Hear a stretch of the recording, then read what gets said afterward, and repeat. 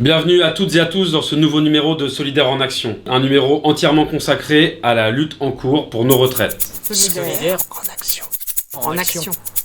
On nous essaye de nous avoir avec l'âge pivot, on essaye de nous faire croire qu'on pourrait aménager les choses. Non. Le projet du gouvernement, c'est toujours nous faire travailler plus longtemps et nous faire des pensions réduites. On ne se fera pas avoir. C'est parce qu'on va convaincre nos collègues, nos amis, la famille, qu'on va réussir à gagner. Le gouvernement dit que sa réforme des retraites est universelle. Arrêtez, elle ne l'est pas. Macron l'a dit, il multiplie les dérogations en faveur des policiers, en faveur des gardiens de prison, en faveur des navigants, en faveur des militaires, en faveur des marins, etc. etc.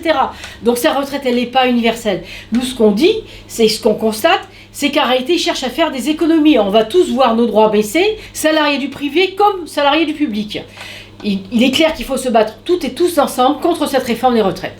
Ce gouvernement nous ment à chaque fois qu'il dit que les femmes seront gagnantes avec cette réforme. Parce que ce sont les femmes les plus précaires, parce que ce sont elles qui sont à temps partiel, parce que ce sont elles qui s'arrêtent pour l'éducation des enfants, pour s'occuper des parents vieillissants.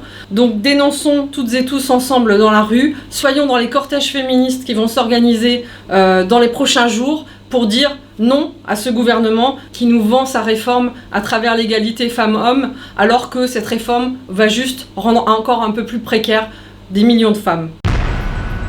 C'est toutes et tous ensemble qu'on va gagner. Cette semaine, le 9, on est en grève, on manifeste. Le 10, on continue, on fait des assemblées générales, on tourne au maximum, on essaye de convaincre du monde. Le 11, samedi, on fait en sorte qu'il y ait encore plus de monde dans la rue. Il faut occuper le plus possible d'espace. Il faut montrer à ce gouvernement que c'est celles et ceux qui travaillent, c'est celles et ceux qui ont produit les richesses et qui produisent les richesses qui doivent décider de ce qu'elles doivent devenir. Et non pas des actionnaires, des multimilliardaires qui doivent nous dire qu'on doit travailler 2 années de plus, 3 années de plus, avec des pensions de misère. Faites tourner cette vidéo, discutez avec vos collègues, avec vos amis, avec votre famille.